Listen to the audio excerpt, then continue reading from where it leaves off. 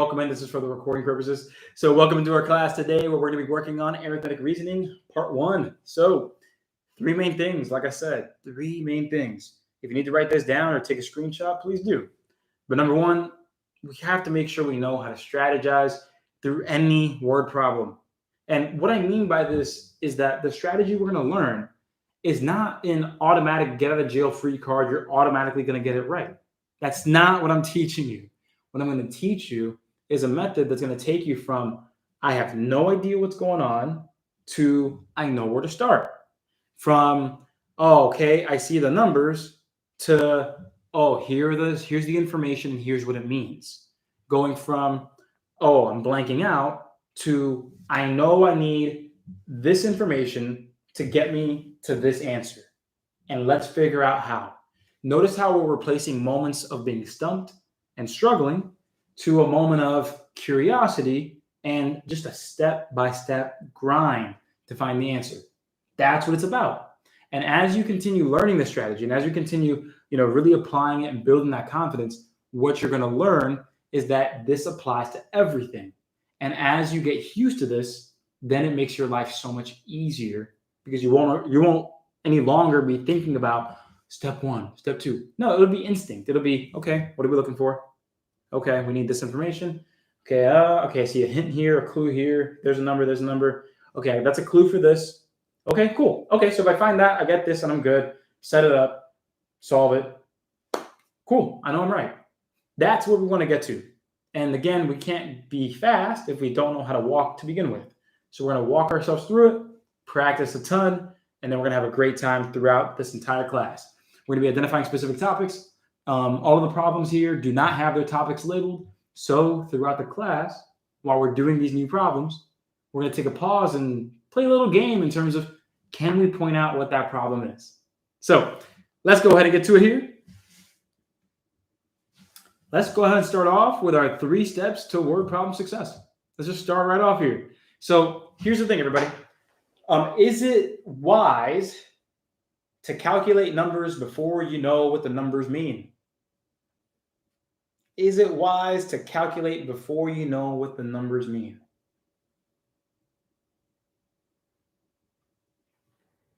And if you don't know, say you don't know. I see a lot of no's. I see literally 100% no's right now. But if you're not quite sure what that means, I'm going to explain it for you.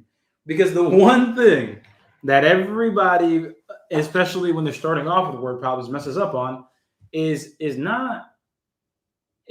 really not your ability to calculate. It's understanding what to calculate.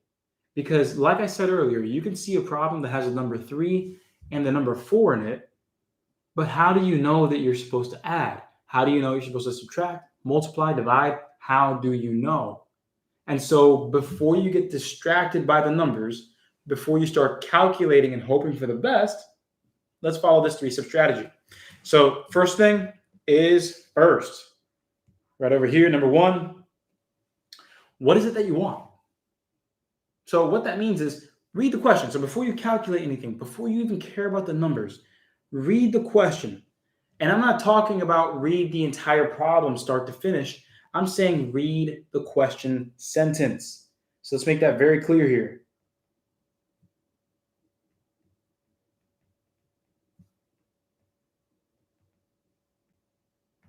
The question sentence.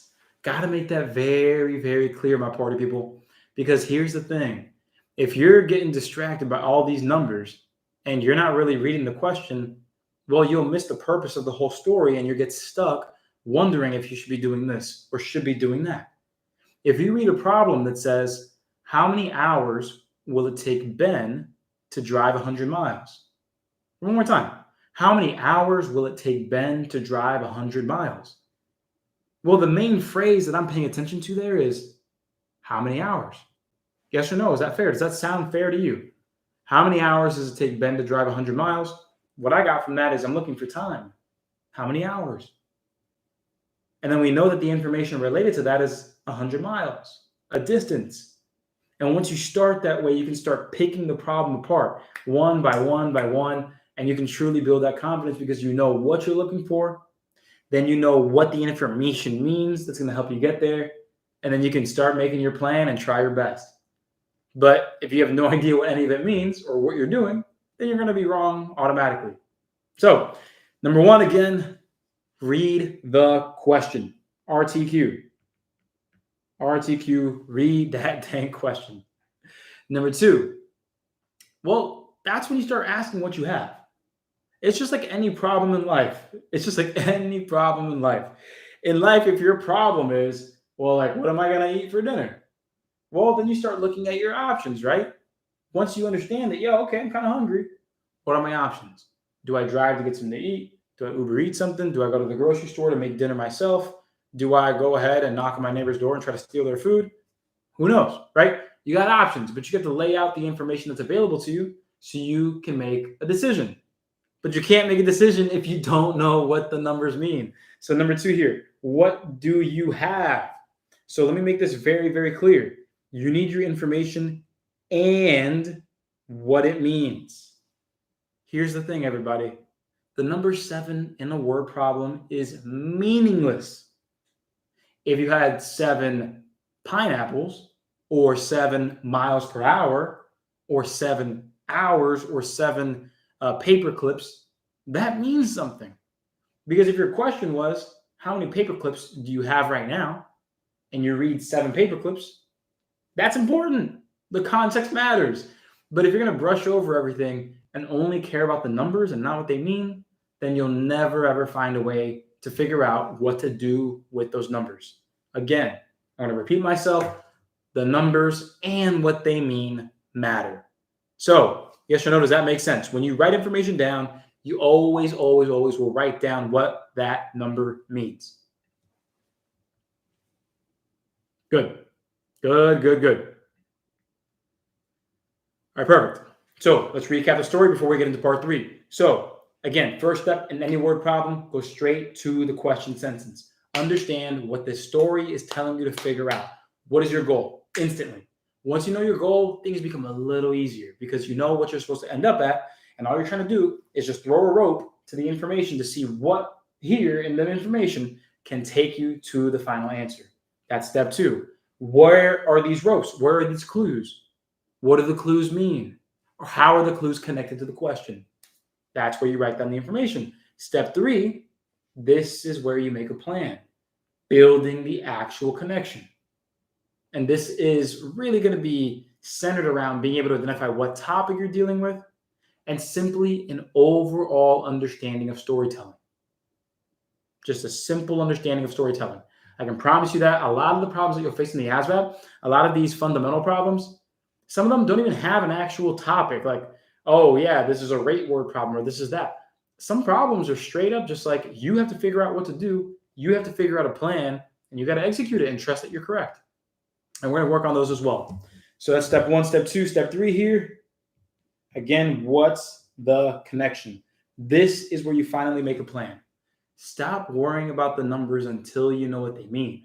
And don't worry about the numbers until you know what you're supposed to be figuring out. It's a hierarchy. If you can practice this day in and day out, you're going to have a great time. You're going to. But it's going to be rough at first, but that's why we're here to practice. So when you're ready, if you've written this down, if you've taken a screenshot, type ready in the chat box, and then we're going to move on to the next slide.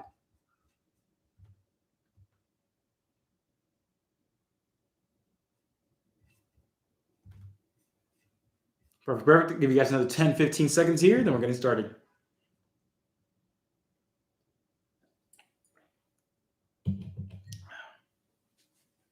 Okay, man. Cool. All right, so coming up next, I'm going to basically preface what we're about to do in this class. So hopefully you had enough time. 5, 4, 3, 2, and 1. So here's what's going to happen.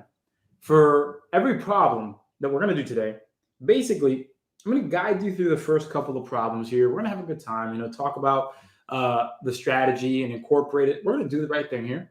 But after that, after I give you a shot and we go over it ourselves, we're basically going to follow this little template here. We're going to identify the question just like we said we would. First step, right? Number 2, collect our information. Step 3, we're going to point out the topic. We're going to point out the topic or a general plan that we can follow to get this done. And if it is a specific topic, like percents or rates or proportions or whatever it might be. If there's a topic that we can specifically point out, and by topic, I mean a formula that we can apply, we're going to explain how we know. So, for example, let me be very clear here, and let me show you that this actually works. Everyone who has been to my class before and has done, let's say, proportions, when you're doing word problems with proportions, how do you know that you're dealing with a proportion? Who knows the answer? Let's see. How do you know that you're dealing with a proportion? Some of you guys are starting to write the word per for rate word problems. But when it comes to the proportion problems, right there, I don't know iPhone, I don't know who you are, if you want to change your name to your actual name, but right there, comparing the same things in the same way.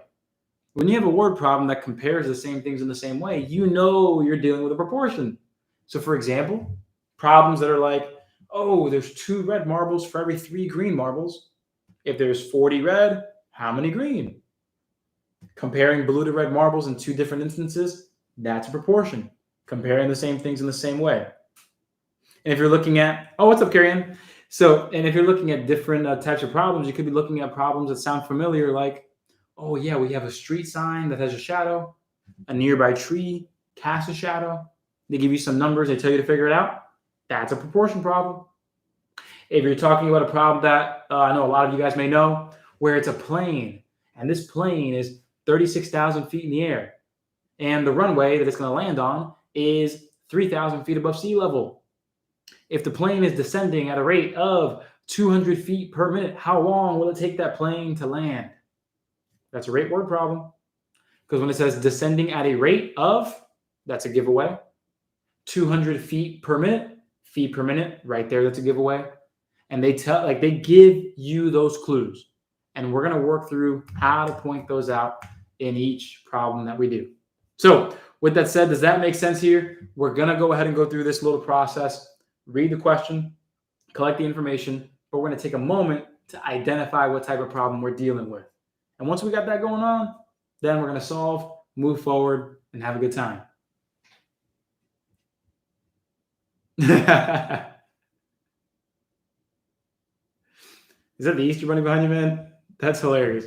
All right, so with that, here we go, my party people. Let's go and start with a guided warm-up question. So before we get started here, everybody, quick question again. What's the first thing we do with every word problem? Oh, it's popping out in the corner too. That's funny. Right, read the question. First step, read the question. This is what we're focusing on right here. Right here. How many unsold houses will be left? Right there. So, with that said, everybody, again, we haven't read the entire question yet. We have not read the entire question or the entire problem. We just fixated on the question sentence. This is a very wise thing to do for the simple reason being, I bet you, even without knowing what's going on, you know what you're looking for right here. It says clearly, we're looking for how many, an amount of unsold houses. How many of those are left? So everybody, is it fair to say that before we read the actual problem, we're looking for how many unsold houses are left?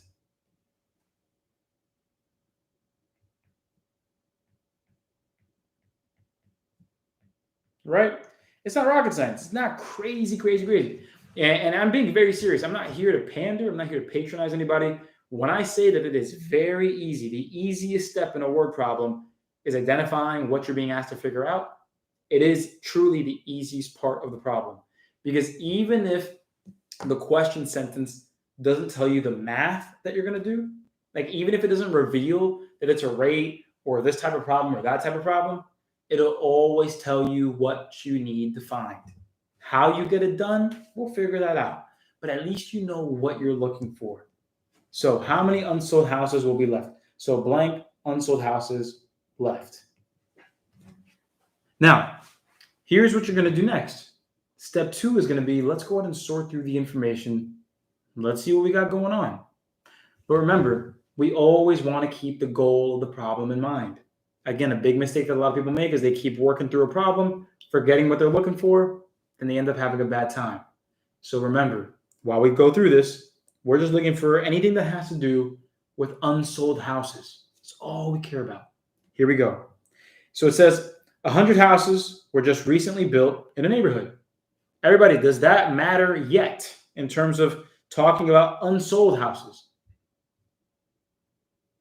Right, not quite yet. I see that, yeah, we're talking about houses, right? I definitely see that.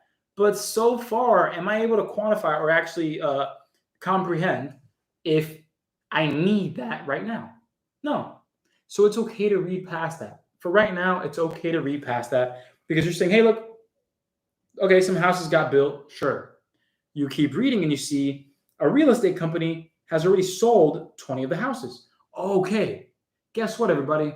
If you sell some houses, what can you say about the ones that weren't sold? That's part of our answer, right? That's part of our answer. We're looking for unsold houses. If you have 100 houses, you sell 20. Okay, at this point in the problem, it looks like we take 20 of those away.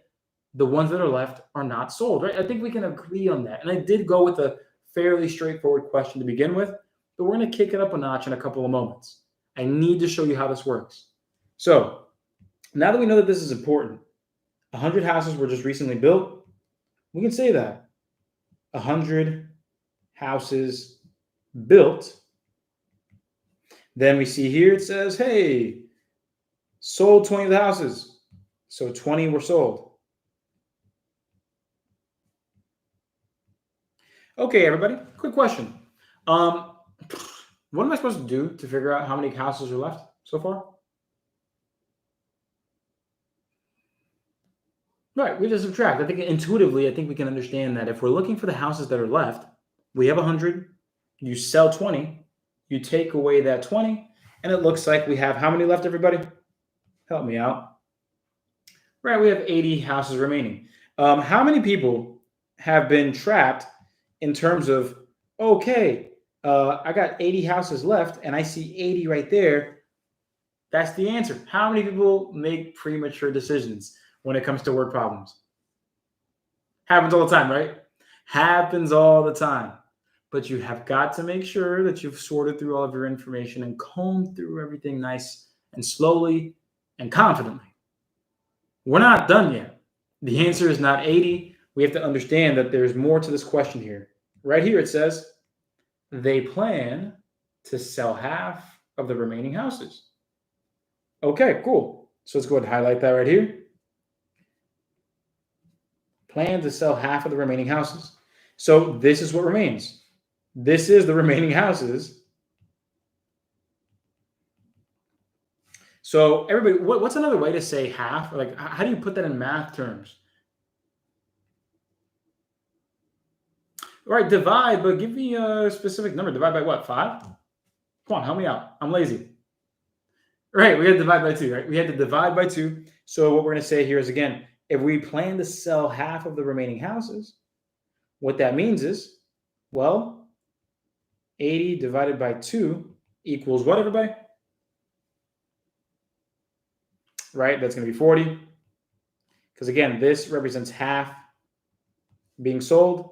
So 40 unsold houses left. Right there. And so now we can be assured that we have completed the problem, because now that we've understood the question, we were saying it all day, the entire way. We want to know how many houses are left. We almost ignored the 100 because it's saying, okay, well, they built 100, but they didn't talk about the number of houses sold or unsold. So I didn't care about that. It was only until they gave us a clue saying, hey, we sold 20 of the houses, and of the ones that are left, we're going to go ahead and sell half of them. And that's how we told the story. Notice this wasn't a formula. This was simply reading the story and making a plan that fits the narrative of the story. Oh, this Halloween tripping. Yes, we are. But, right, it's very straightforward reasoning here that we have to go through. And these are a lot of the problems that you're going to experience on the ASVAB. A lot of them are percents, rates, proportions, a lot of other things. But you're going to have quite a bit of problems that are literally just you needing to figure things out. And in this case, the answer is 40. So on a scale of 1 to 10, with 1 being easy, 10 being ridiculously hard, what was your opinion of this problem here? Yeah, be honest. Be honest. If it's a 1, if it's a 10, be honest. If it's a 0, as in it was a cakewalk, okay, I love hearing that because you know what's going to happen. It's Halloween. Things are going to get spooky. I'm going to make some people cry with word problems. We'll edit that out later. And yeah, so all right. And so for those of you saying that, hey, look, I would have got it right, but I just didn't see the word half. Attention to details matter. Attention to detail matters. And if you're not willing to pay attention to the detail, if you're not willing to give the 5 extra seconds to just scan everything, then it's 5 points that you're probably losing. So let's be real with ourselves here. Be real with yourself and let's make it happen. So let's take a look at this next problem here. And what I'm going to do is I'm going to give you 2.5 minutes to try to go through that process. Start with the question, sort through the information. Is there a plan? Is there something I need to do here? If there is, then let's go and execute that plan and let's solve the problem. So let's go ahead and try this out here. And we're going to get the timer up. Okay, there it is. And then let me just push the timer up to 2 minutes and 30 seconds. And we are getting started, my party people. So let me go ahead and bring this over here. There's your timer. Let me get my face out of the way and go ahead, give this one a shot. Starting now.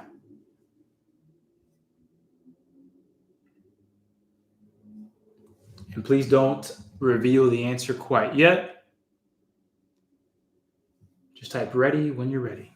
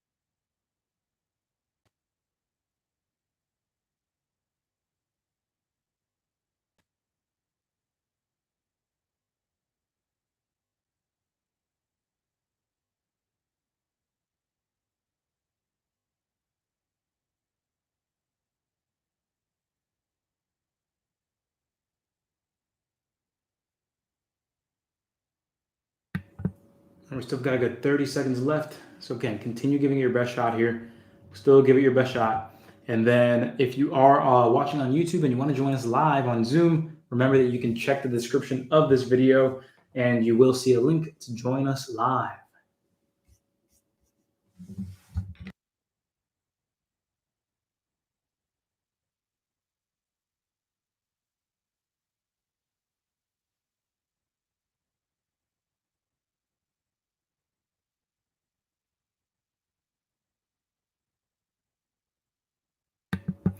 And that is time, my math party people. That is time. That is time. Let me get my ugly face back in here.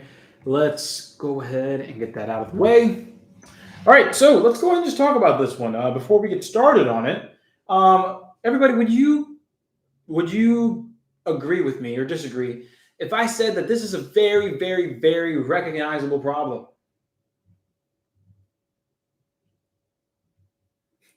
Oh, no me gusta fractions.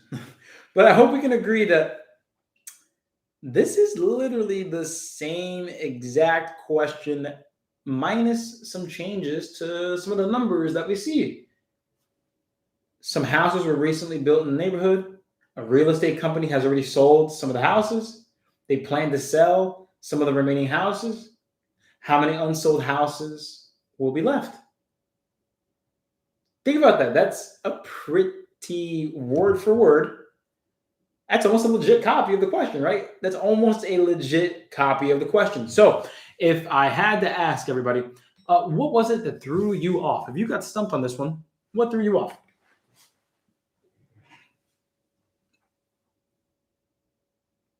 Right, the fractions. The fractions. So this is my first real lesson of the day for you. This is besides the word problem success strategy, consider this one of your biggest lessons when it comes to ASVAB success. Notice how literally 90% of y'all thought this problem here, easy, cake, awesome. I ranked this one a 0 out of 10 because it was so easy and automatic. But then the moment I changed some of those numbers to fractions, some of y'all get the heebie-jeebies. Why is that? Is it fair to say that this is because we froze on this one, but not this one?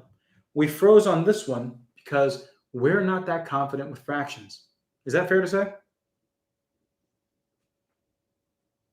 So this is just me exposing a very common issue with the ASVAB. I said this in the beginning of class. I'm gonna say it again.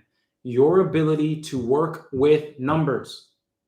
That is an overall, 100% multiplier in terms of your success on word problems. Working with numbers and word problems, you need to see those as two separate things. Because when you finally get to the step of calculating and understanding what to do, well, you need to be able to work quickly because there's the time you spend understanding the problem, the time you spend setting it up, and the time you spend actually calculating. And if you cannot calculate quickly, that means you have less time to figure out what the problem's about. But if you can work with numbers, all types of numbers, decimals, percents, fractions, negatives, whole numbers, and you can work with them swiftly without hesitation, well, now you give yourself more time to plan. But I just gave you literally the same exact question, and I bet you half of y'all didn't even try for the simple reason being that you saw fractions. Willing to bet. So let's understand where we're supposed to go from here. What we're supposed to go from here is you need to write that down. Everybody, please do yourself a favor, write these down, especially if you're in my program, sections 2, 3, 4, and 5 in the math bootcamp that deals with calculating order of operations, negatives, percents, fractions, and decimals. That's where you want to focus. But for everybody here, again, you need to be comfortable with number sense. So let me write that down right over here.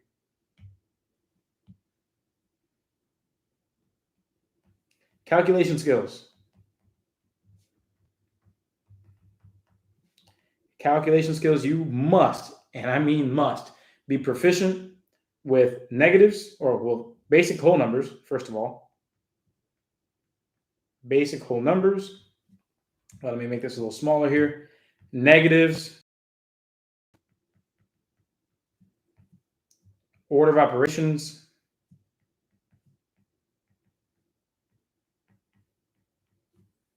Decimals, fractions, and percents.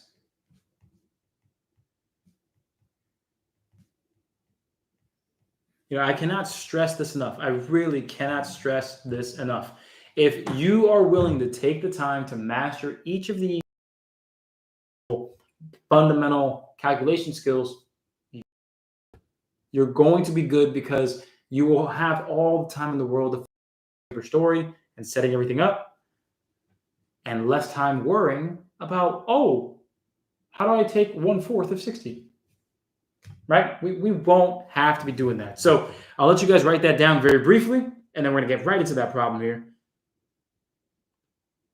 Hey, Henry, congrats on getting the 72, man. There you go. 72. Hey, that's pretty dang good. Henry, text me. Congratulations, man. And you've been in these classes for a short time. You've been with me for 2 months now, 3 almost, maybe. You've been here for just a short time. You made that kind of improvement. Let's go. Good case. All right, so there it is, everybody. Go ahead and write those down again. Last chance. we are going to move on. Again, whole numbers, negatives, order of operations, decimals, fractions, percentages. That is part of calculation. That is not a part of storytelling, but it will absolutely help you not freak out when you see one of those numbers because you know that it's just a number. 1 month. Oh, man. Come on, man. Let's go. Text me, man. Congratulations. Congratulations there. Let's get it. All right, so, man. All right, everybody. So let's go ahead and take a look here. One more time. What was the goal of this question? What was the initial goal? What was it? Remind me, what was that initial goal?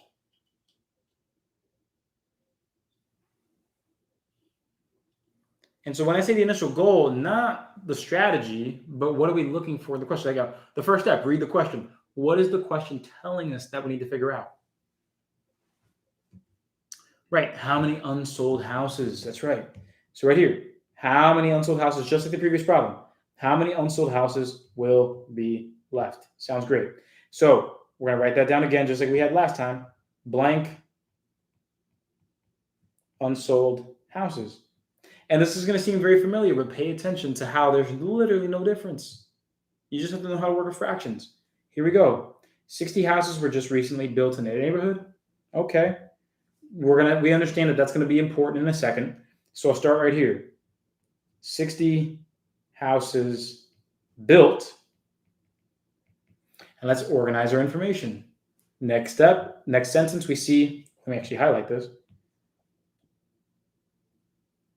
Then up next it says, a real estate company has already sold a quarter or 1/4 of the houses. Okay, let's highlight that.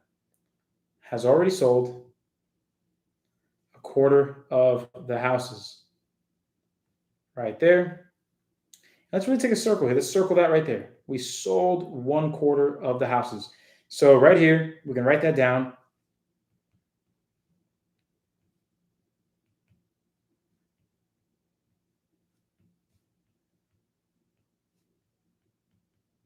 So this right here is where a lot of people will freak out. So here's the thing, everybody. How do you take a quarter of the houses? How do you calculate that? Let's see who knows. Who knows this? How do we take a quarter of the houses?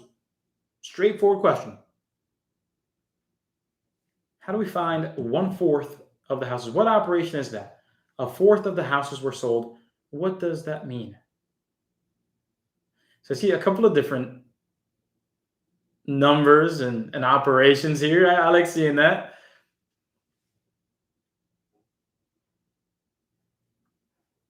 There we go. There we go. I see a lot of ideas coming out now.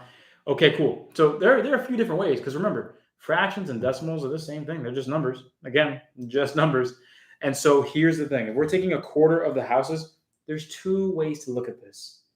1/4 of the houses sold, you could say 1/4 times 60, or you can view it as 60 divided by 4. Both of these work just fine. Let me explain why. Everybody, in the math world, the word of by itself means what operation? Multiplication. The word of, out of, if you said out of, that's division. But if you just say of, multiplication. And so that's where this comes in. Of, that's where the multiplication comes in. And then everybody, when we see the phrase, the houses, so right over here, how many houses are we talking about? 60, right? 60 houses. It's 60 houses. So all we did was really just translate that phrase. 1/4 of the houses were sold. 1/4 times 60. Just like that.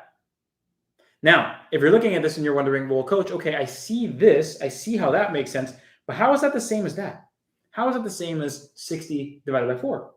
Well, this is where you have to understand how to multiply with fractions. So I'm giving you a quick little run through, but you need to make sure you understand how to work with these different types of numbers and their operations. Because everyone, 1/4 times 60, that's legitimately the same thing as saying 1/4 times. If I wanted to write 60 as a fraction, everybody, I could write 60 over what? Jonathan, thank you. Appreciate that. That was our first answer there. And then Dana was right after that. But yeah, that'll be 60 over 1. It's the same deal. Anything divided by 1 is itself, right? So if I wanted to see it as a fraction, it'd be just like that. And if you understand that, then you will be able to tell that you'll have to do 1 times 60, that's 60. 4 times 1, that's 4. So in truth, taking 1/4 of 60 is the same as 60 divided by 4. Same as 60 divided by 4. Does that make a little more sense for anybody out there?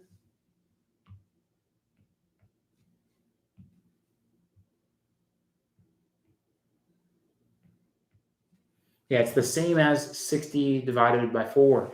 We have got to be able to give ourselves these opportunities because, again, if the only difference between this problem and the previous one was legitimately the type of number that you used, that should not make a difference. That should not make a difference. And I know it does because this is where we are right now. I know. But that's the problem, though. We have got to make sure that these fundamental things that we do have all the control over, we can take care of it. So now we can just look at this as 60 divided by 4. Let's figure out what that is. 4 goes into 60 how many times? Well, 4 goes into 6. That's going to go into that 1 time. Subtract that 4 and we get 2.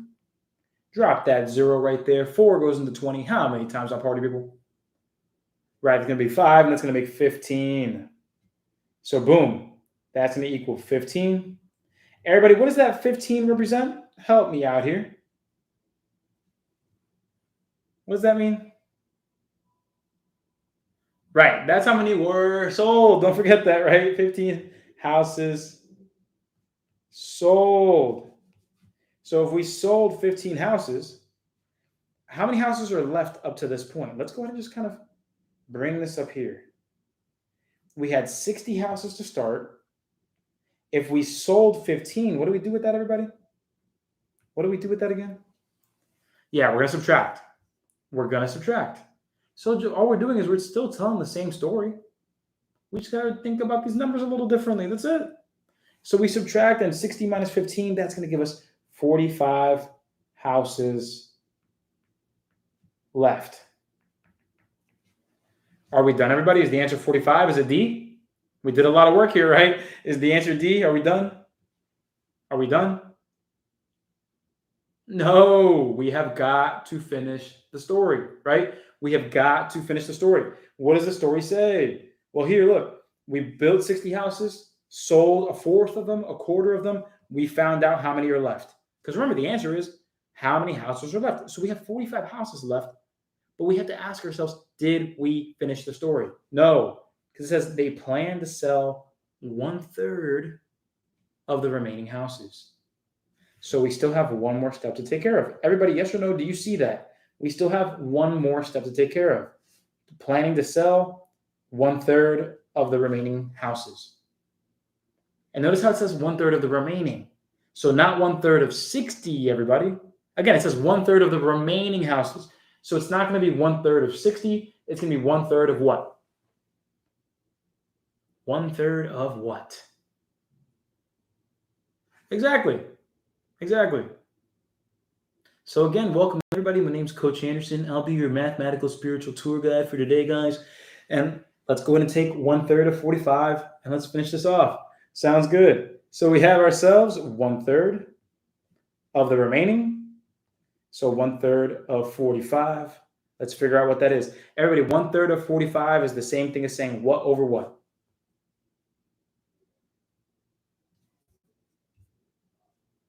(45/3), that is correct.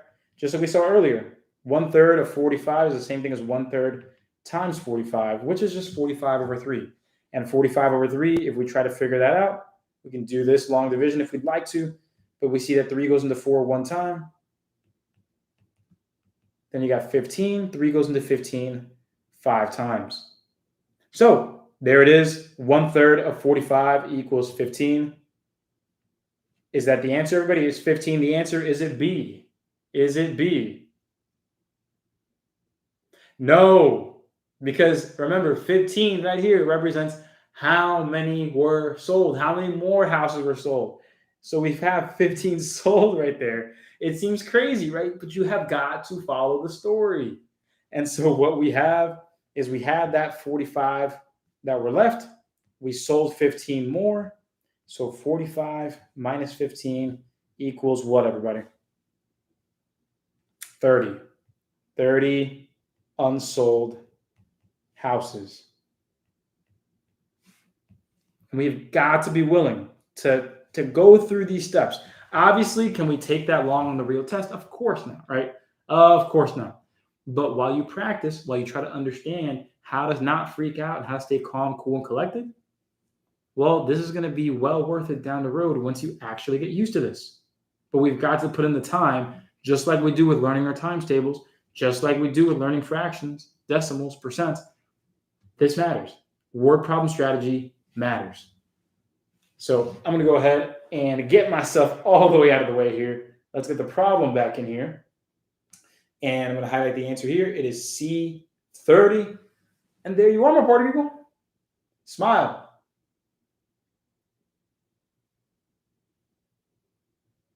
Cool. So there it is, my party people. Go ahead, take a picture if you need to. And then we are going to move forward and again, the right way coming up. But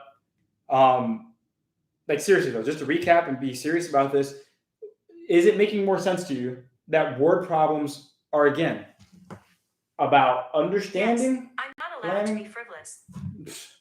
Do we understand that word problems are about being able to identify the question, sort through information, and calculate? Like that last part right there, calculating is really, it's a game changer. It's a lifesaver because once you actually know what to do, you can speed through it. But if you don't practice your calculation skills, word problems become harder because you have less time. It's all about time here. So with that, type ready in the chat box if you are ready to go forward into the next type here. Let me just make sure nobody needs me. Cool. There it is. All righty. All right. Sounds good. So here's what we're going to do next. I'm going to give you again 2.5 minutes diving right on in.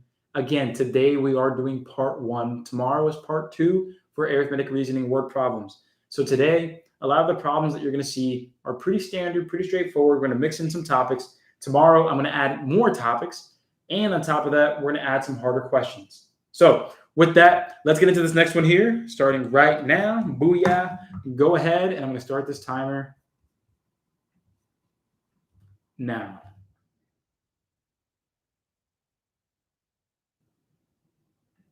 So we're going to just type ready in the chat box when you're ready.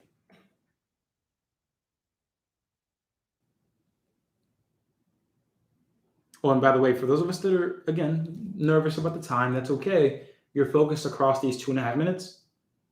Identify the question. See if you can make a plan. Don't worry about calculating. I just really want to emphasize that. But let's see if we can make a plan. Can you tell the story?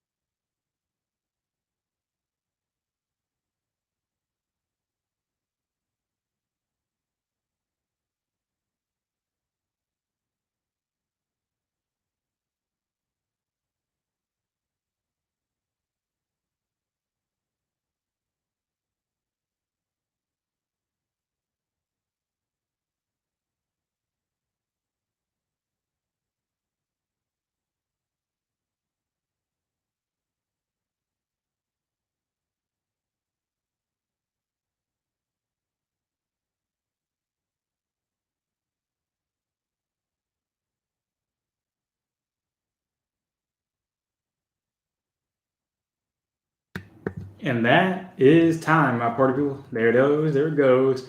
Type in those answers if you have one. If you got stuck, say so. Just say so. It's all good. So now we're going to start going through these, not faster, but we're going to go ahead and just keep applying that strategy faster and faster. But we're going to stop at the points that we really need to take a look at what's going on. So again, I didn't reveal what topic this is. I didn't tell you if there's a topic at all.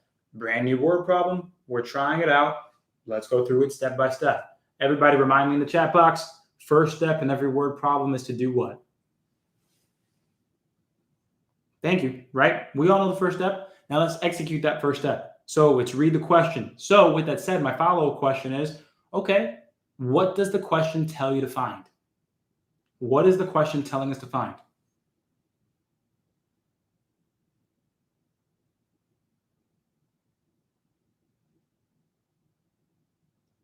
This is total fundraiser posters. How many posters? How many fundraisers left? How many total? How much fundraisers are there now? How many fundraiser? So it sounds like not everybody here has a total grip on the question. So let's read it together and let's see if we can kind of mold a little bit about what we're thinking is the right way to do it. Let's see. So right here it says, hey, how many fundraiser posters are there now? Right? That's one sentence. How many fundraiser posters are there now? So is it fair to everybody that when you see, again, how many, and then we see fundraiser posters, we're just looking for blank posters. Then it says now, and that's a big keyword. So blank posters now. Is that fair to say? If I were just to shorthand that in 3 words, we're looking for the number of posters that there are now. Hey, that's okay, Jessica.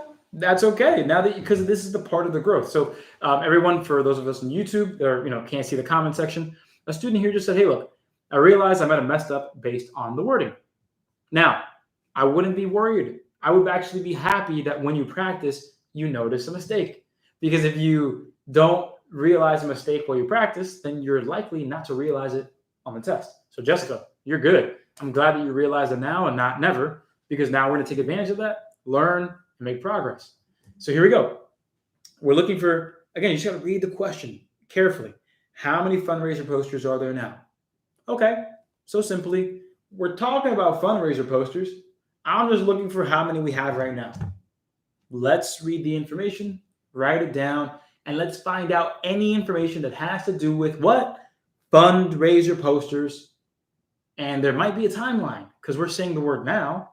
So maybe we're talking about the future or the past. Who knows? But there's a timeline here that we got to figure out.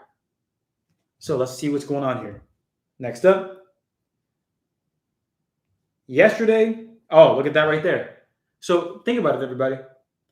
The moment that you saw that this question said how many fundraiser posters now, and this question starts off with yesterday, does it sound like you're going to have to make a little timeline and figure out what happened start to finish?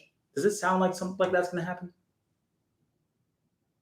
Right? It definitely sounds like that. If you're looking for how many of something that there are now, and you're starting to talk about yesterday, well, then you got to make a connection here. There's some sort of connection, and there it is. So let's start off here. It says yesterday, there were 63 finished fundraiser posters. So let's just write that down here. Yesterday, we had 63 finished posters. Okay, sounds good. Then next up, what do we see? Well, it says, hey, during school today, oh, look at that. Today, 3 classes made posters. And then it says, each class made 6 posters. Okay, so what does that mean? Let's write that down in purple. Today says 3 classes made posters.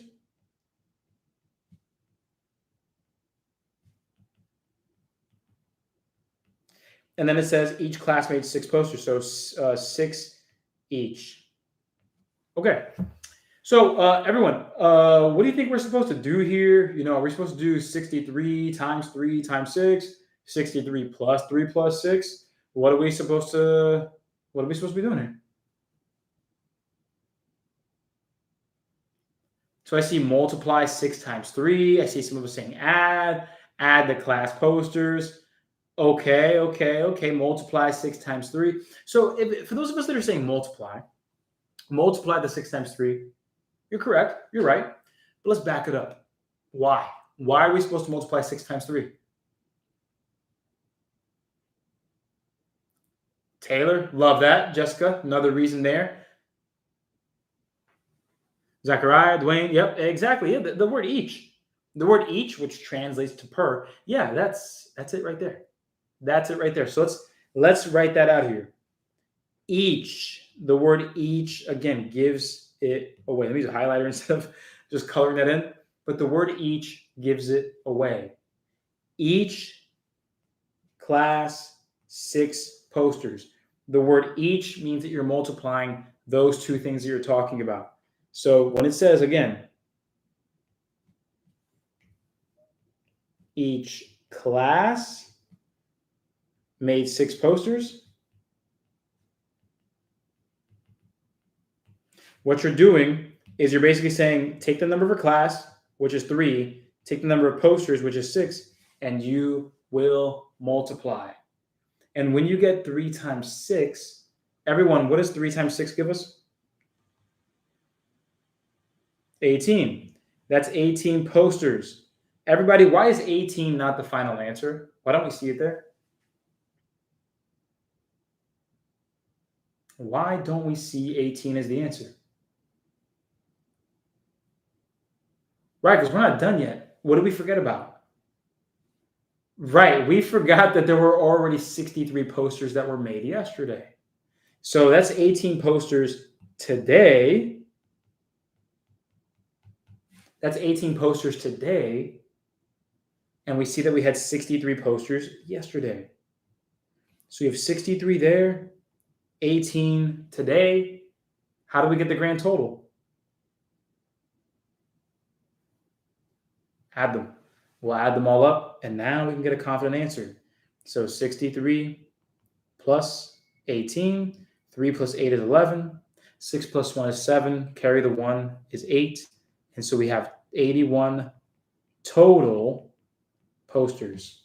And I know my big old head's in the way, but there it is. That's why B is the answer.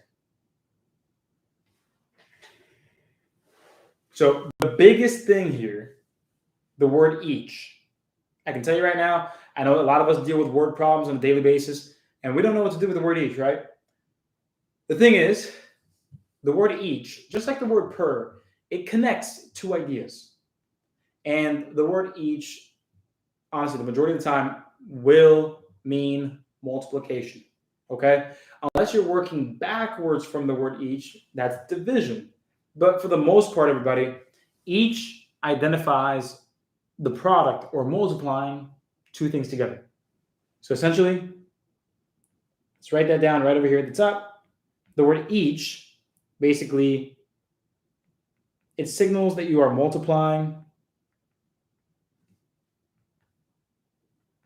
the 2 ideas it connects.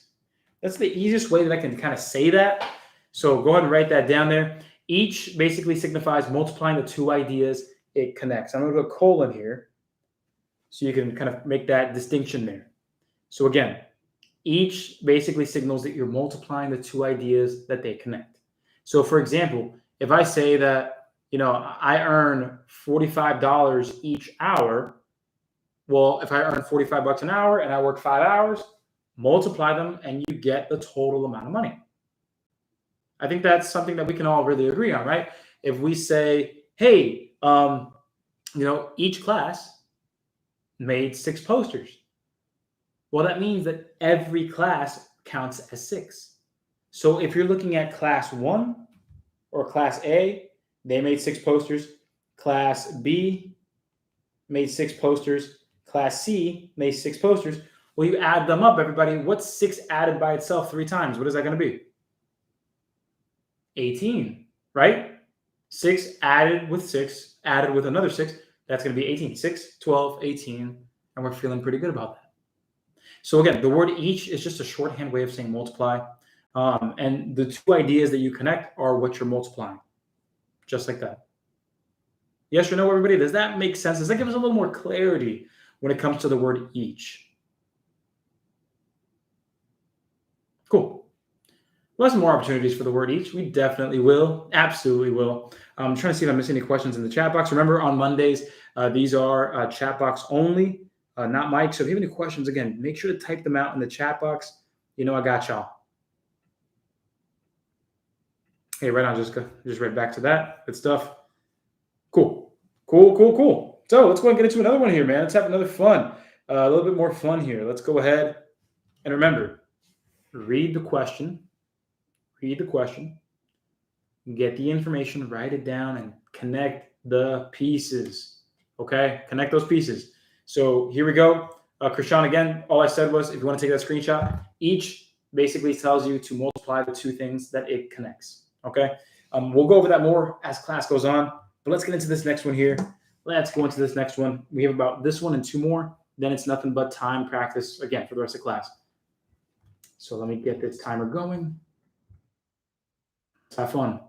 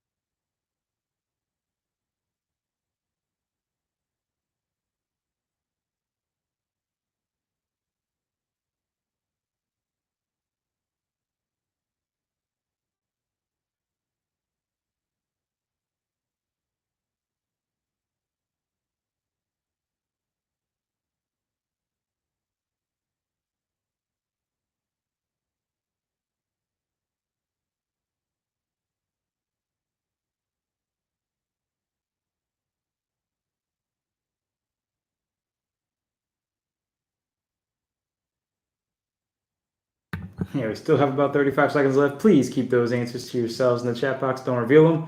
Do not reveal those answers. We have 30 seconds left. 30 seconds left.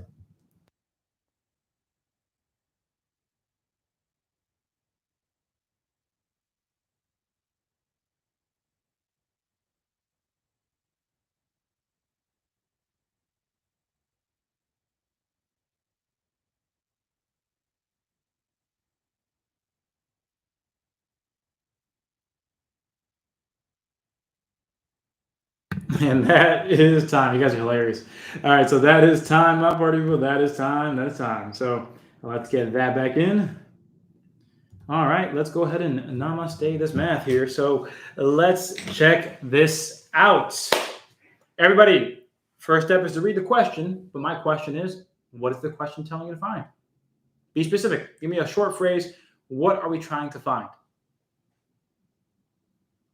What are we trying to find here? Go ahead. What are we trying to find?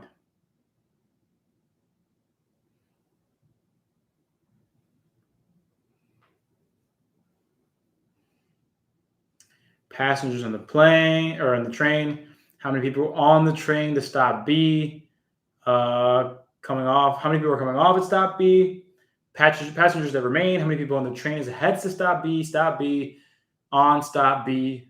Addition and subtraction. Total passengers left to stop B. Passengers remain going to stop B. So for the most part, a lot of us have a good consensus here that this is something to do with stop B, right? It seems like this has something to do with stop B, but we have to be specific here. We can't just say, oh yeah, I see that the question says stop B. Well, what about stop B? Is it people on the train? Is it people getting off on that stop? What are we looking for? Like, we have to be specific. What do we want to find? And it's saying right here, how many people are on the train as it heads to stop B? So what we want, the number of people on the train going to stop B. So the way that we can write this down is like this, everybody. One way, there's a bunch of different ways, but one way to kind of sink this into our heads is blank people headed to stop B. Is that fair, everyone? Is that fair? There are a certain number of people headed to stop B. That's what I'm looking for. All right? That'll be it. That'll be it, just like that. There's a certain number of people headed to stop B. We're trying to figure out how many people that is. So now that we've got that in our heads, again, now that we have the goal in mind, what we're looking for, sorting through the information is going to be that much easier, because now all we care about is something like information that has to do with this train, but more specifically, the information we're looking for is about the number of people going to stop B. So let's go ahead and understand this here. Starting off with the first sentence. There are 15 people on a shuttle. So at the start here, I think we can say we have 15 people on that shuttle. Next, it says, hey, after that, at stop A, 12 more people got on the shuttle. Question, everybody, translate that to math. We already have 15 people. Then it says 12 more people got on. What does that mean for us? Right, we're adding more people on the train. Because remember, we want to add because we need to know how many people are on this train once we start headed to stop B. Right now, we're at stop A. So with that said, boom, we see here 12 get on. And then we also see right here, 9 people got off the train at this same stop. So 9 got off. So we said it before, the 12 people, if we're counting the number of people, we're adding the 12. What about the 9 people? What are we doing with that, everybody? Right, we're subtracting because those people are no longer on the train. So we take away that 9. And so once we take that away, that's kind of what that'll look like. We start with 15, we added 12, we take away 9 because 9 got off, and then we reach the question. How many people are there as we go to stop B? Well, after stop A, I think we can imply that we're going to stop B. So let's do the math here. 15 plus 12 minus 9. Everybody, 15 plus 12, what's that going to be? 27. And then we subtract 9. 27 minus 9 is going to be what? 18.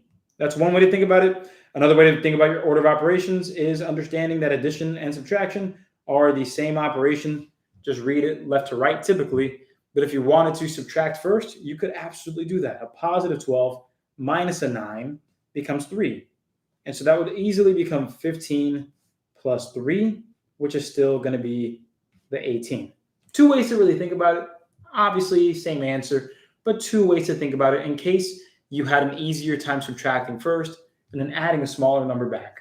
But either way, there it is. The answer is C, 18. So how are we feeling about this one, everybody? Because again, this is a problem that could very well appear. One of those fundamental, simply passing questions. Yeah, this can absolutely appear. So how are we feeling about this one? Easy? Yeah. Because again, we have to know how to handle the easy ones and the hard ones and the challenging ones. The higher the score that we're aiming for, the more versatile we need to be. And so that's why, again, just as a reminder for everybody, we have today's class and tomorrow's class. And that's right, Akila, we are going to be working on the harder ones right now. But we have today and tomorrow, part 1 and part 2. So again, if you are in the program, I'm still going to send you the email and the text for tomorrow's class. It's going to be a lot of fun. And if you're not in the full program, in a couple of moments after this next problem, I am going to give you the information about the program and the link and a special discount in case you wanted to check it out today and sign up today. It comes with just much more than just the classes. It comes with a lot more. I'll explain all that in a few moments. Okay, I got you. But let's go ahead and get to this next one here. We have 2 more here, actually. So let's go ahead and talk about this next one right now. So here's another one. Go ahead and go for it. Again, I'm not going to tell you the topic. Just give it a shot. Give it your best shot. And we'll go over it together and reveal the topic, if any. So let's get to it. Timer has started. There you go. Let's get to work.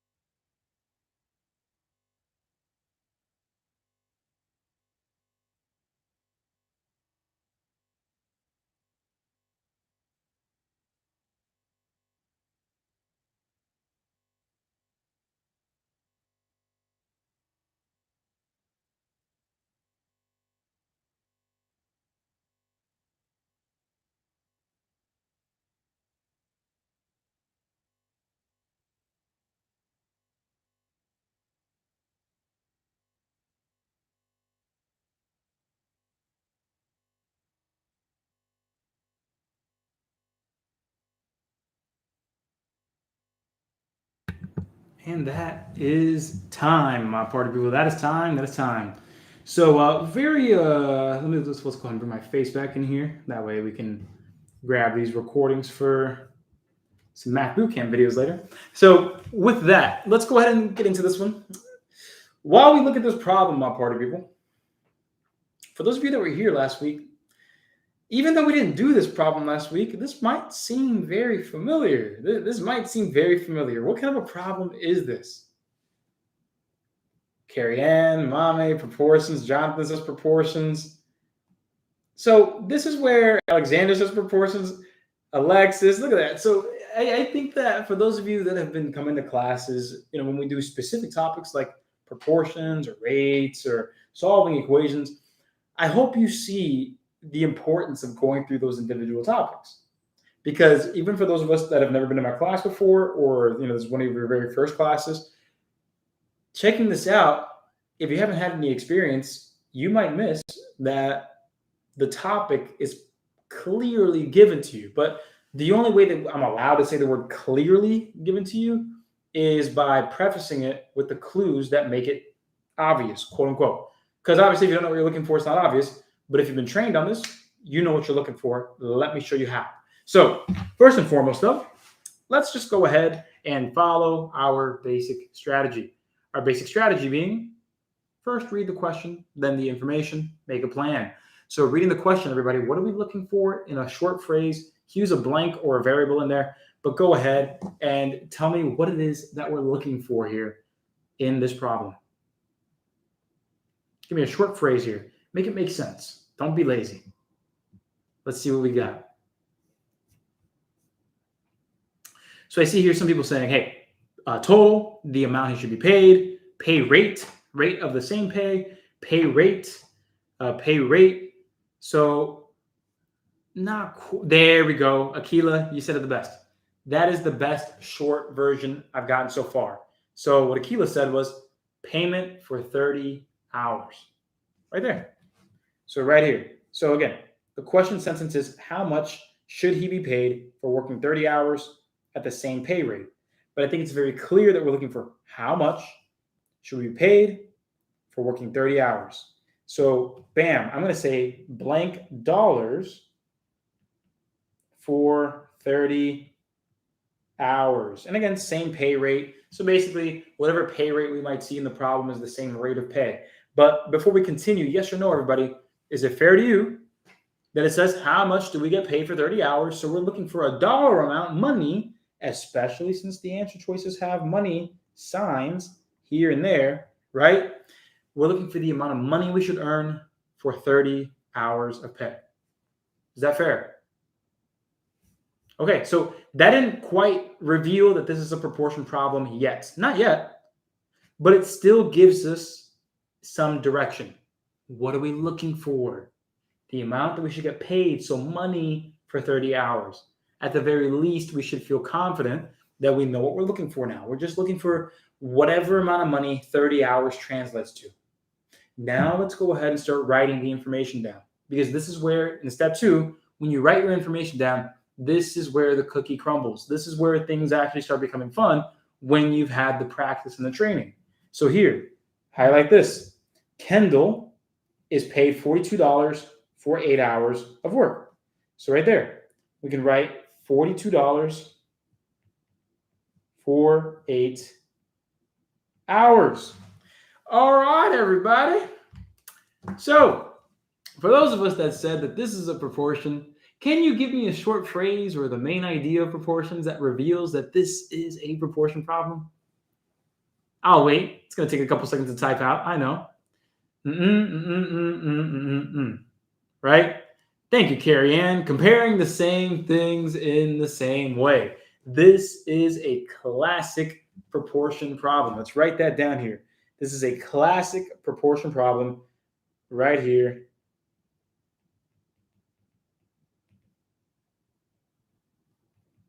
Comparing the same things in the same way. Right there. Comparing the same things in the same way. We just convert that to text. Right there. Booyah. That's what this is. This is a proportion, my party people. This is a proportion. Comparing the same things in the same way. What am I saying by that? Well, look, we're looking for the answer that compares money to the amount of hours you worked. And earlier in the problem, they tell you another amount of money for a different number of hours. But notice that you're comparing the same things in the same way. A dollar amount tied to hours. A dollar amount tied to time, or hours in this case again. Yes or no, everybody? Do we see that comparison happening? Money and time, money and time. And we just have one blank to fill in. Let me know. Do you see that?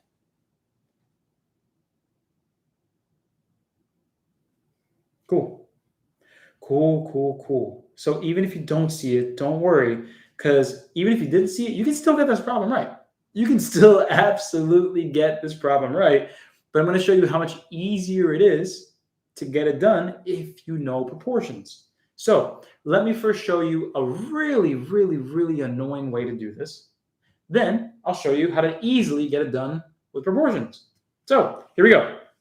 Question, everybody. If I go ahead and go over here, I'm trying to get to 30 hours, right? I'm trying to get to 30 hours equals blank dollars. That's what I'm trying to get to. So let me go ahead and start off up here. And I'm going to start off with, okay, everybody, 8 hours. What did they say 8 hours translates to? What did they say? 8 hours translates to what, everybody? $42. Okay, cool. Let's write that down. Cool. So the hope is, hey, can we just do some math here and just kind of add the hours up and add the money up? Here's what I mean. Here's an example, everybody. If 8 hours is $42, well, if I were to double that to 16 hours, so if I were to add 8 more hours, well, I'm supposed to add another $42. I hope that is acceptable to you. So if I add another 8 hours, I add another $42. And so that would be what? 80, what? How many dollars is that? $84. That's correct. Okay, cool. Again, we're doing this a very, very frustrating way. We're doing this a very slow way. But nonetheless, if we add another 8 hours, if we go to 24 hours, notice I'm just adding the same thing. Stacking another 8, stacking another 8. So on this side, stack another 42, stack another 42. Everybody at 24 hours of work, how much should we expect to get paid? $126, right? Can you please work? Thank you. So that'll be $126. Okay. Okay, I'm almost at 30. Crap. If I'm looking at this, well, if I add another 8 hours, the problem is that'll be 32 hours. Everybody, is that the exact number we were looking for? No, we're looking for 30, right? So technically speaking, you could try to get this problem done. You could try to get this problem done by just stacking things up and continuously adding and adding and adding and adding. But you might put yourself in this position where you get 32 hours, translates to whatever the heck 126 plus 42 is, which would be $168. And then you might be looking at the answer choices and you're like, okay, well, great. None of these answers tell me 168, but given these choices, you might be able to say, hey, look, we're working less than 32 hours. So we should get paid less than 168. And you might be able to weasel your way out of this and get D as the answer. You might be able to weasel your way out of it and get that done, right? You might be able to. But here is a direct way to get this done, full stop, give you an easy time. It's by setting up a proportion. And with a proportion, you need to compare the same things in the same way. So allow me to put a variable right over here. So we'll say P for how much you get paid for 30 hours. So I'll put P over 30. So money over time equals, and I'll say $42 for 8 hours. Money over time. So check this out, everybody. We have a proportion set up because, again, all we're doing with a proportion is comparing the same things in the same way. Money over time, money over time. That's how you know you have it set up appropriately. And all you have to do now is cross multiply and divide. If you were in class last week, you learned that there were plenty of more satisfying ways to do this by doing some simplification first. But if you want a straightforward answer, we can just go ahead and cross multiply and divide and get this done. P times 8, which would be 8P. And then 30 times 42, which again, we would have to go ahead and do a little bit of math on. But that's okay, because if you're multiplying by 30, you can just multiply by 3 and just smack a 0 at the end. So if we try to get that done, 42 times 30, or just times 3, and we'll put the 0 back later. 2 times 3 is 6. 4 times 3 is 12. And then we'll just put a 0 right there at the end. So 1,260. And everybody, what's the last step with proportions? What's the last step here? Correct. It's going to be divide. That's right. And so we'll go ahead and divide both sides by that 8. And so very quickly, you'll know you'll get the exact answer as quickly as you're trying to get to it with calculating. But you can get the fastest answer here by dividing 8 into 1,260. 8 into 12 happens once. And then here it's just math.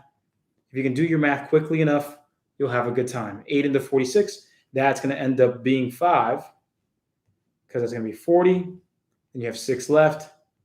8 into 60, that's going to end up being 7. You have a decimal there. That's 56. And at this point, you can honestly just stop, because if you have $157 and some change, well, your only answer that shows 157 is right there. So you can stop right there if you wanted to, or you can continue to get the exact answer, because then you would have the 0 that pops down, 8 goes into 45 times, and that's how you get the 157.50. Now, Dominic, exactly. If you're looking at just like we did in the previous class, yesterday's class, or last week's class, excuse me, you could do it faster by simplifying first in that regard. Absolutely. If you wanted to do the horizontal or vertical simplification that I taught you last week, heck yeah, that's gonna shave off at least 20 seconds of calculating, and you have a much easier time. Exactly, Krista. So if you did that, you still should have gotten 157.50 once it was all said and done. Exactly. And so there we are. That's answer choice D, and we'd be all good. So with that said, even for those of us that didn't understand proportions and weren't here last week, are you able to tell that even if you try to do it the way right over here, with all of this mumbo jumbo, you can still get it done, but knowing the actual topic gives you the answer, a confident answer, in a lot less time. Are we seeing that?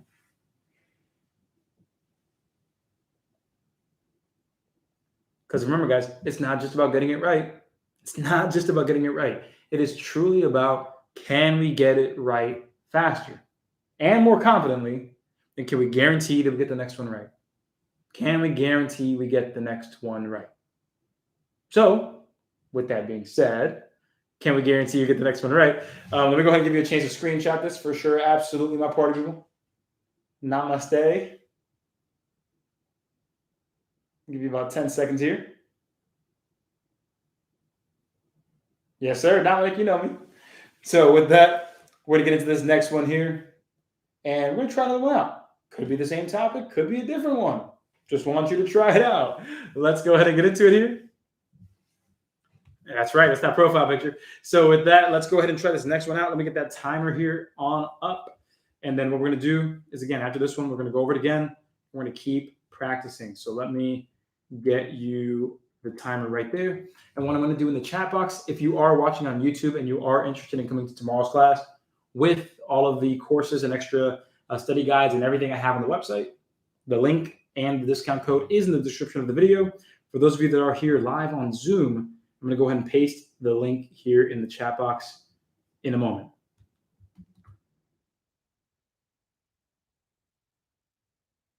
So I'm going to shut the chat box down for a brief moment. Again, if you are here and you're interested in joining the full program, and there it is. Tonight only on Mondays, I do run a little discount, and you can go ahead and get everything that I have, the classes, recordings, extra courses, and the ability to text me when you need help, all of it right there. With a discount code for monthly or yearly, nice and easy. But go ahead and get this problem done, and we'll be back soon.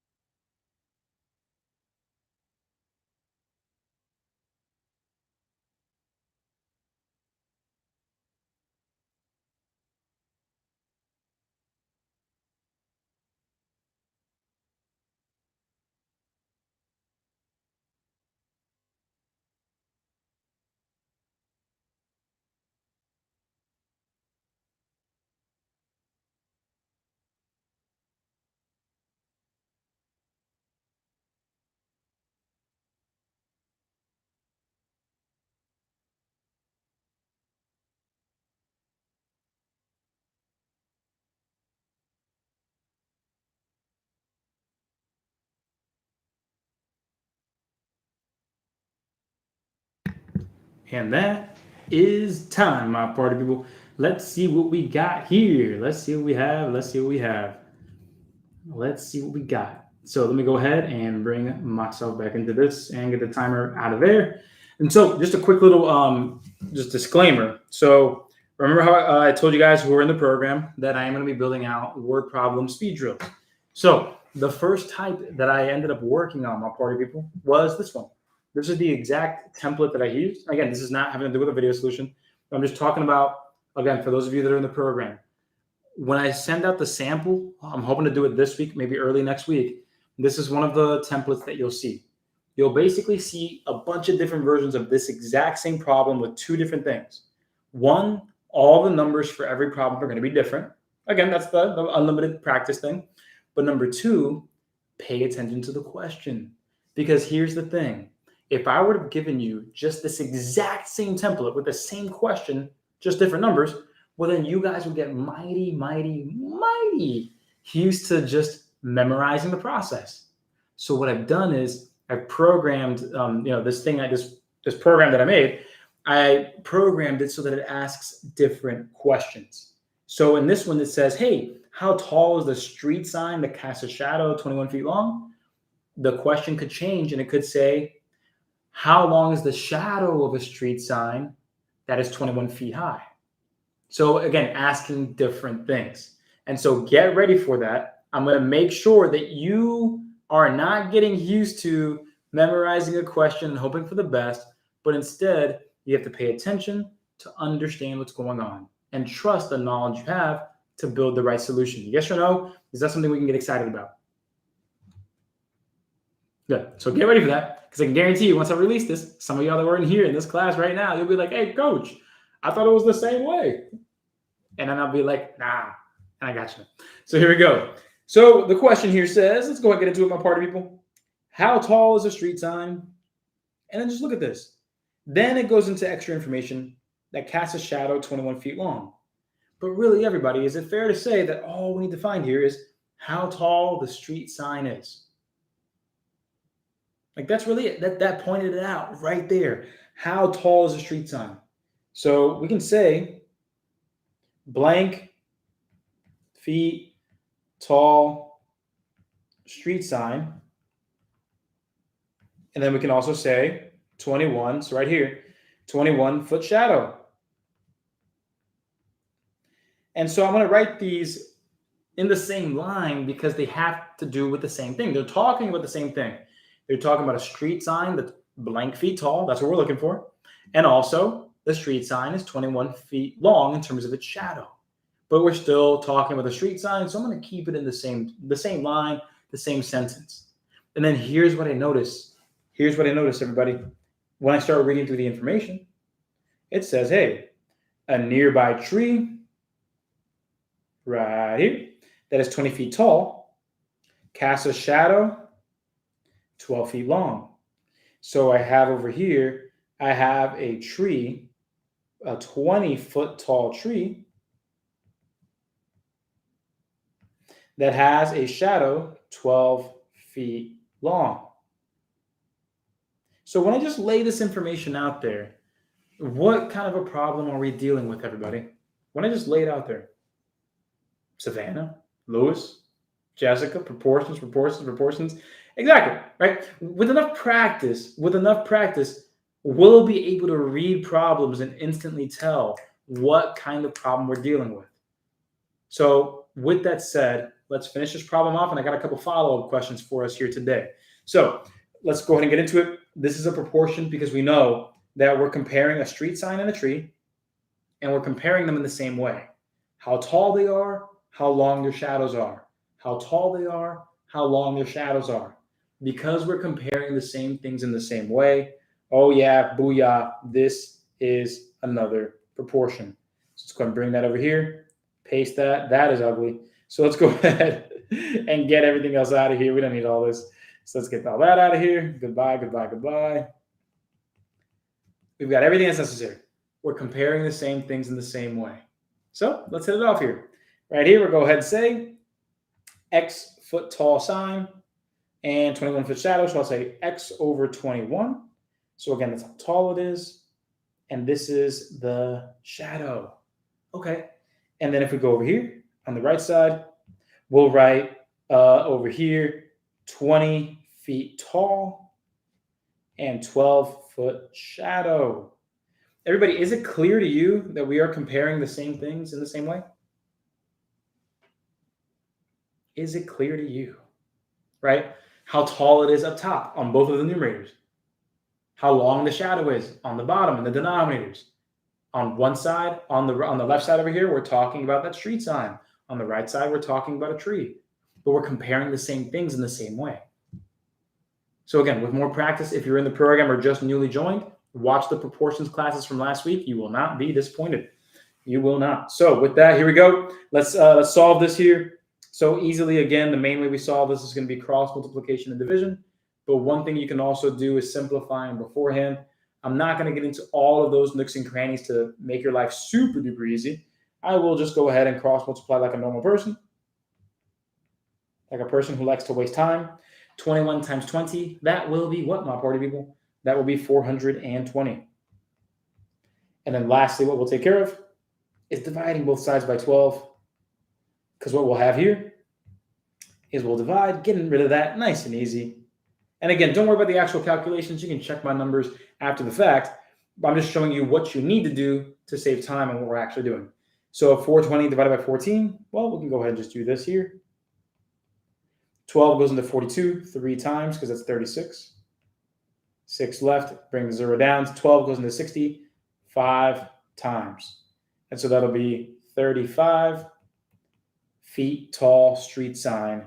And there is our answer.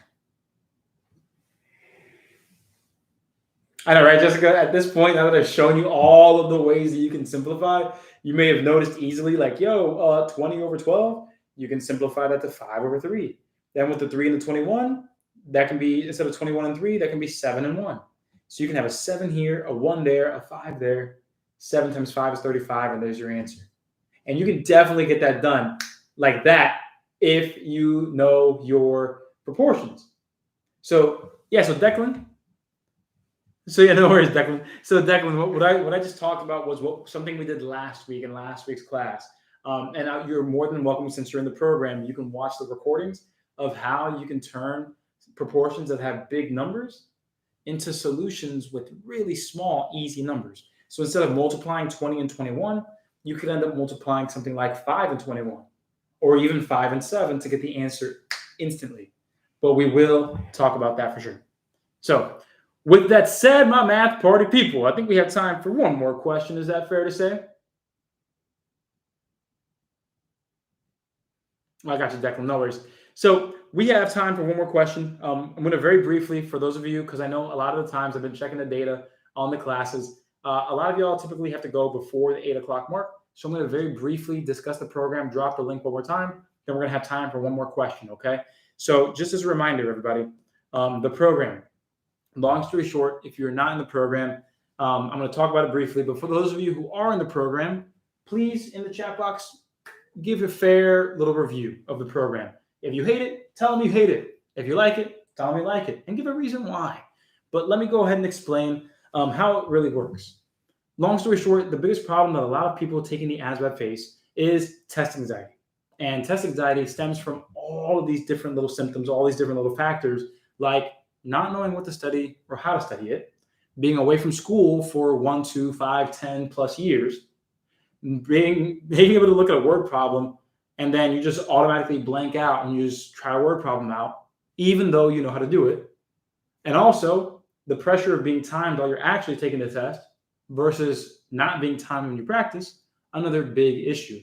All of these little things added up together create a massive problem for people trying to enlist in the military. And if you're trying to enlist, you want to earn your money. And so here's what this program does for you. One, it's affordable as heck. I've made it the most affordable program ever for anybody. Most of the people charge $200 a month. I only charge $47 a month. You can pay for a whole year with my discount tonight and pay less than a month of anywhere else. Just saying. But what you get in the program is even more important. You're going to be supported literally every step of the way until you pass. So what that means is the live classes where you can ask questions and interact with me and go through problems with me, topic by topic, you get all the classes, not just the Mondays. Number 2, well, guess what? If you can't make it, you get all the recordings. And all 350 plus recordings are organized for you already. You can watch them whenever. Now, on top of that, you're going to get courses for arithmetic reasoning, math knowledge, word knowledge, paragraph comprehension, and general science. So if you need your GT score up, well, there it is.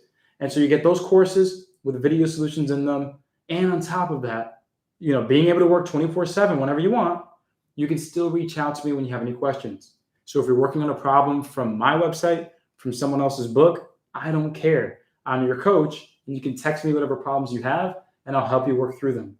If you need my help in understanding your scores, you need help understanding what you need to do or who you need to talk to for a certain thing, reach out to me. I'm basically your all-in-one resource to help you raise your score. So again, all the classes, all the courses, and all the support all the way until you pass. So thank you guys for typing in your honest words there in the chat box. And here's the link one more time for those of you that are interested. There's the program link. The coupon code is Monday. And the code for the Monday code for the monthly or the yearly, it does give you a significant discount, nice and easy. If you are already in the program and want to upgrade from the monthly to the year, just simply reach out to me via text. We'll set you up. I'll discount everything you've paid and a little more to upgrade you to the full year. So that's enough of that, everybody. Again, getting the program, you should absolutely consider it because it's a small little investment for long-term success. So let's get into this one last problem here, everybody. Let's go ahead and have some fun. I'm going to give you 2.5 minutes. Now, this says 3 minutes. I'm going to give you 2.5 minutes to get this one done. And then from there, we're going to wrap things up because the remaining problems that we have, all of these remaining problems, we have them slated for tomorrow's class for part 2. So again, if you want to continue getting more and more practice with some other topics involved, then that's going to be your time. So let's go ahead. Let's get into it, my party people. Let's have some fun. Let's go, let's go, let's go. Timer starting. I know some of y'all might recognize the question. I changed some information about it, but I'm going to show you how this and the next question, again, just like in the beginning of class, we have got to make sure we know how to deal with numbers.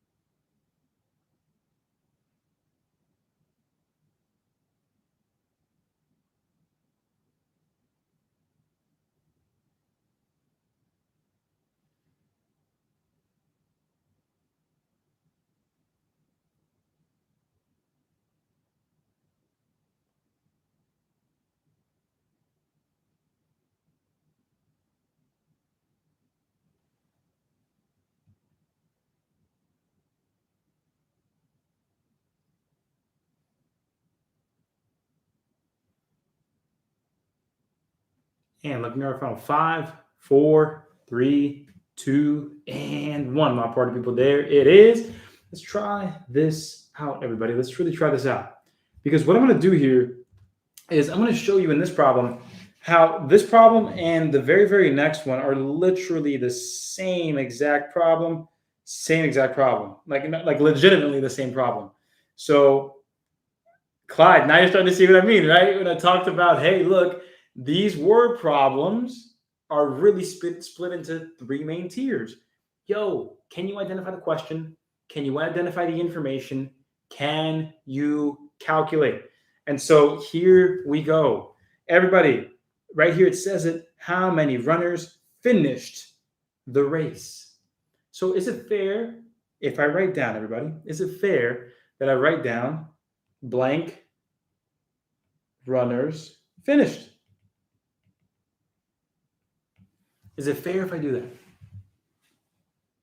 Okay, great. So watch how straightforward this is going to be compared to the next one, which is still going to be straightforward. It just deals with different types of numbers. That's it. Watch.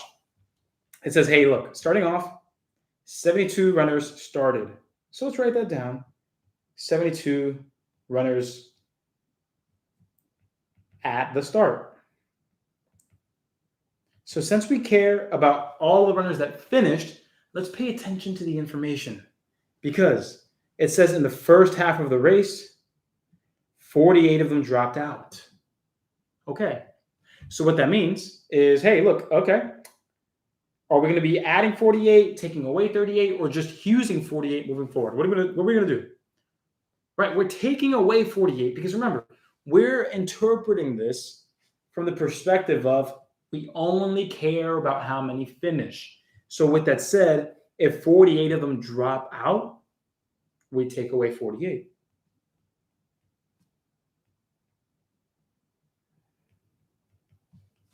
So if we take away those 48, everybody, that means that, we have to go ahead and do our little subtraction here, long subtraction if we need to. So then we have 12 minus 8, that'll be 4 there. 6 minus 4, that'll be 2 there. So that means 24 runners what? 24 runners dropped out, finished, are left. What is that? Yeah, we have 24 runners left. Exactly. 24 runners remaining. And so is the answer C? Are we done? Is the answer C? No, not at all. So I love that everybody here is being so quick to say, no, coach, we ain't done. Because here in the second half of the race, right there, second half of the race, we see that 9 of the runners left dropped out. So what that tells me is we will subtract another 9 because another 9 drop out. Everybody, what's 24 minus 9? What will that be? 15. Sounds great. So we have 15 runners finish.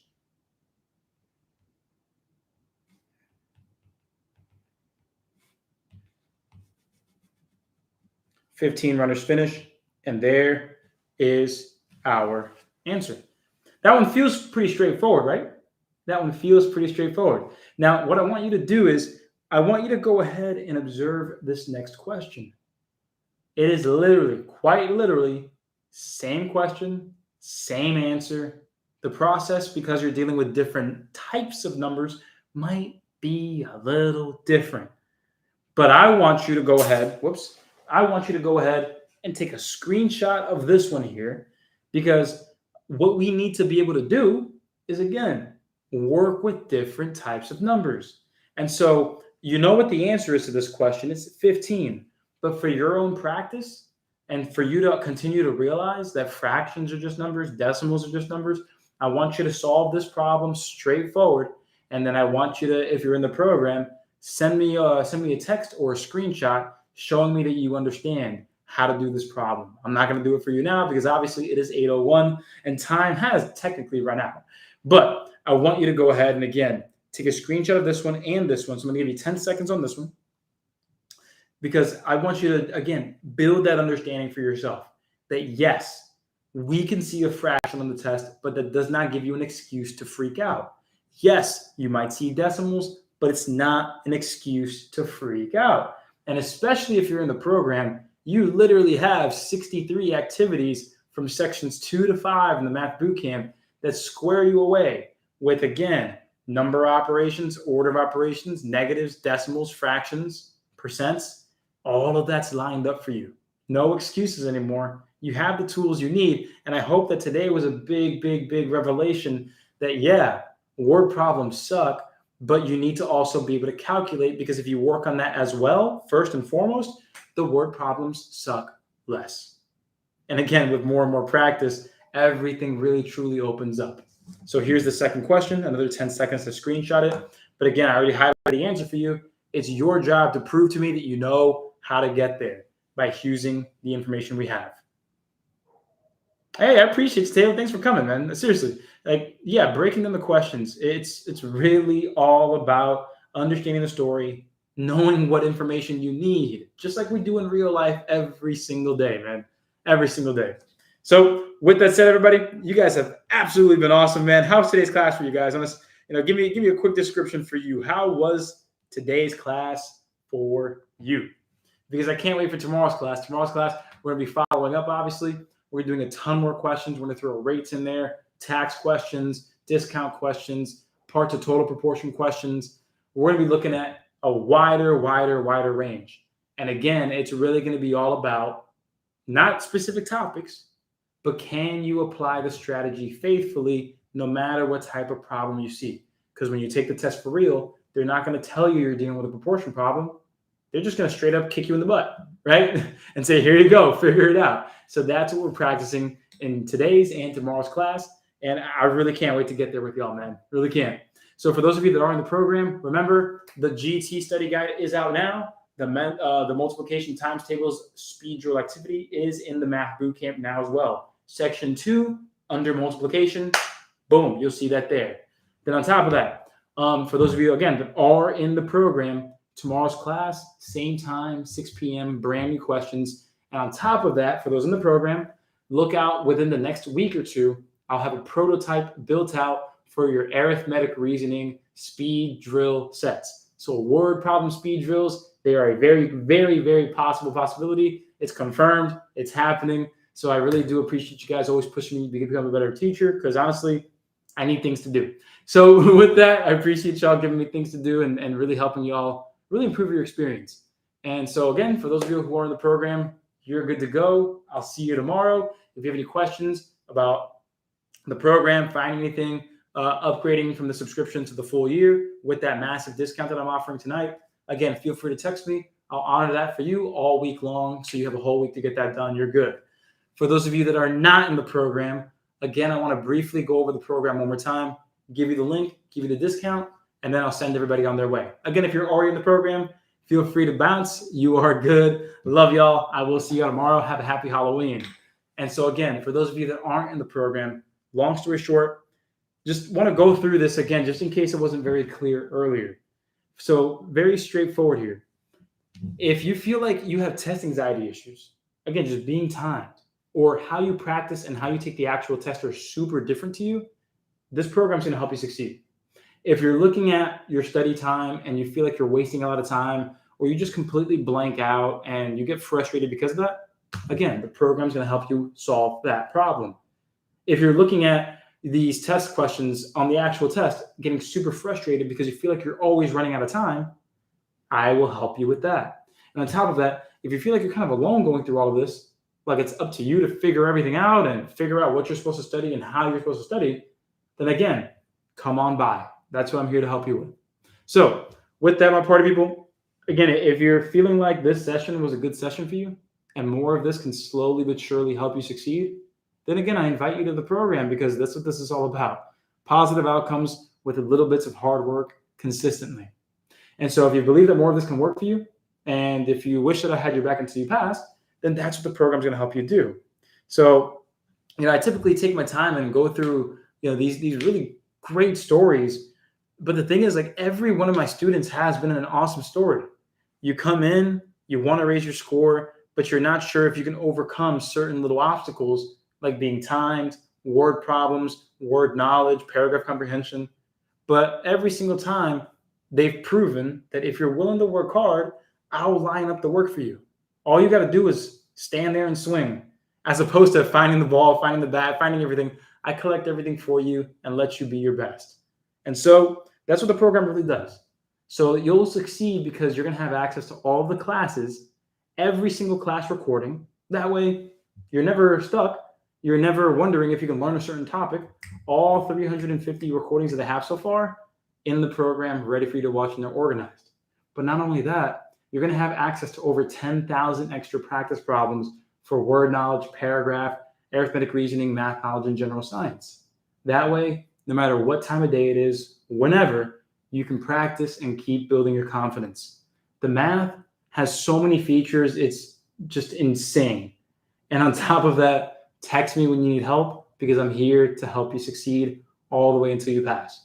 So if you're ready for the program, guys, it's super easy. 3 steps. Go to the link that I just put in the chat box. Step 2, click sign up and raise your score. Step 3, pick a plan and sign up. So if you select the monthly, you can go ahead and use the code Monday at checkout right over here. You can use the code Monday at checkout, and you'll get $39 for your first month and every month thereafter. I changed it earlier this year to give you a much better deal on that. And if for the yearly, again, other programs, tutoring programs, minimum, they're like $200 a month. I don't like that, especially knowing where I've come from in my life. So if you want to go ahead and score your highest and not have to worry about money once you pay, then boom, it's only going to be $197 for a full year after that $50 discount. Again, all you have to do is type in Monday at checkout, and you are good. So with that said, my math party people, if you have any questions, I'm going to be around for the next 3 to 5 minutes here in this call. So if you're on YouTube, remember that I'm on Zoom right now, and you can join the Zoom class with the link in the description of this video, or you can go ahead and just shoot me a text if you have any questions about the program at 567-698-8867. You can text that number. That's my direct business line. You can go ahead and use the description. Again, if you're watching on YouTube, use the description in the video. It'll take you straight to the program, and you can go ahead and read all the information about it. It's honestly something we've been working on for 3 straight years. We're going to continue to work on it because we're not going to stop until this is quite literally the most ridiculously strategic program that you ever see. It's pretty dang close, but we're always looking to get better. And if you join now, you get all updates for free, like those word problem speed drills that are coming out, hopefully by the end of next week. And we'll continue to update them, and you won't pay a dime more.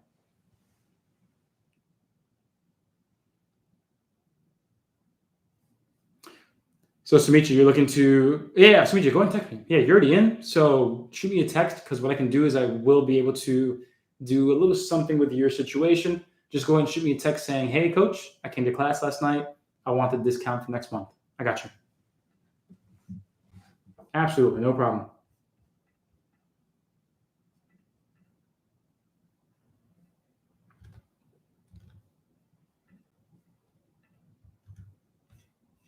Yep, but for the 2 people that already signed up, while I was talking about that, yeah, just make sure that you read the welcome text and welcome email, and you should be good.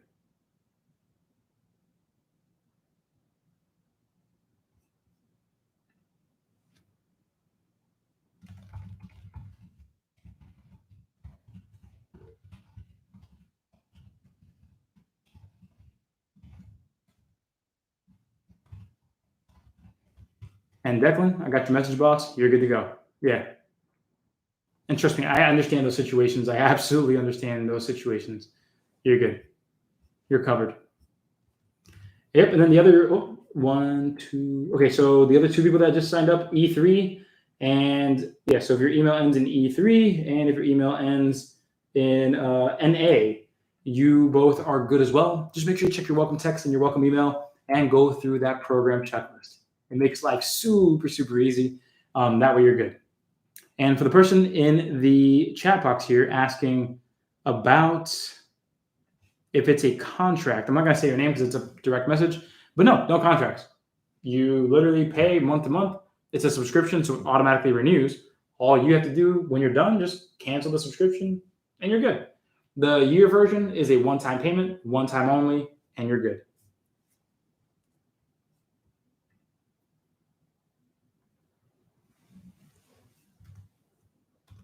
Yeah, these are great questions, guys. If you have any other questions,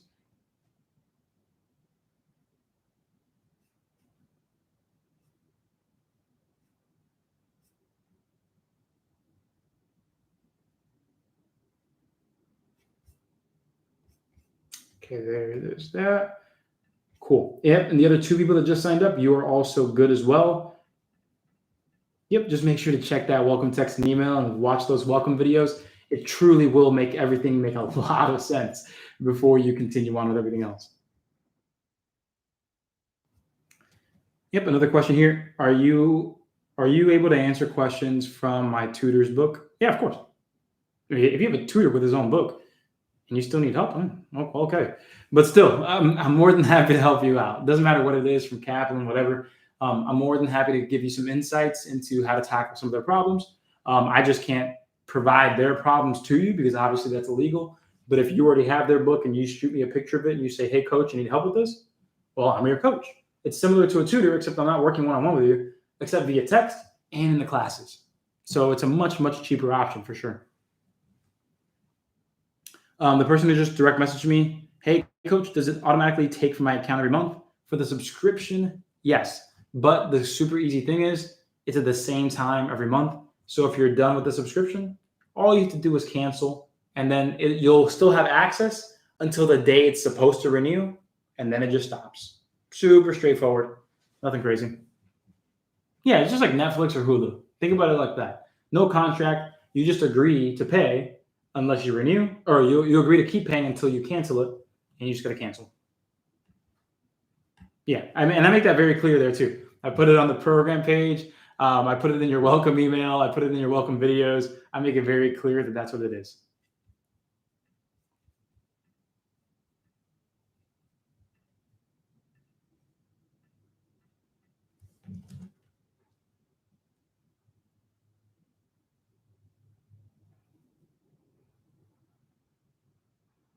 All right, and I think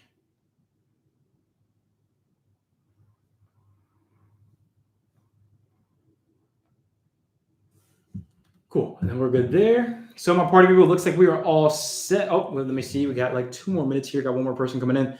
So I appreciate it, Clyde. No problem. Namaste to my math party people. All right.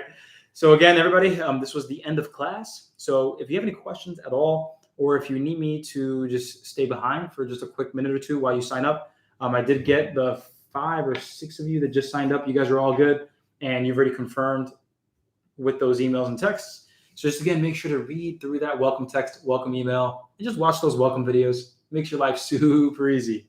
If you do want me to stay and help you sign up, you have about 10 seconds to let me know here in the chat box that you need help. But otherwise, remember, my phone number is right up there, 567-698-8867. I am more than happy to help you out. If you have any questions, I'll be in first thing tomorrow morning. And remember, part 2 to today's class will be aired live on Zoom tomorrow, but it's only for those with the full program. So with that said, my party people, you guys stay awesome, stay humble. My name is Coach Anderson, and today I am a 1970s Compton hippie man. Yes, I am. You guys have a great evening. Have an awesome night. Happy Halloween, and I'll see you in tomorrow's class. Let's get into November, guys.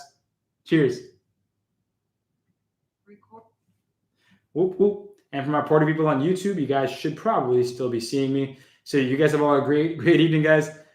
Keep it easy. And again, if you have any questions, there's my number right up there. This recording is going to stay on YouTube. That way you can get ready for tomorrow's class.